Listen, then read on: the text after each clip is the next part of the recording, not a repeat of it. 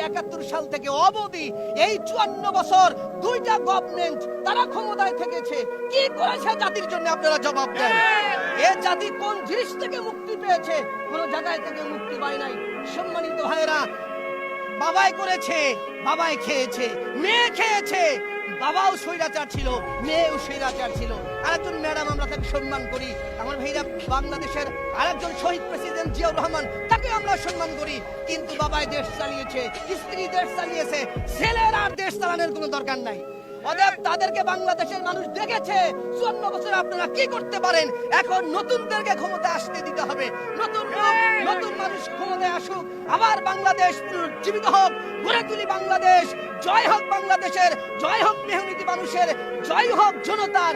এই প্রত্যয় নিয়ে সামনে আমরা ধীর গতিতে নয়, আমরা হচ্ছে অকুতোভয় সৈনিকের মতো আমরা যারা জেনজি এগিয়ে যাব, আমাদের কেউ ঠেকিয়ে রাখতে পারবে না ইনশাআল্লাহ।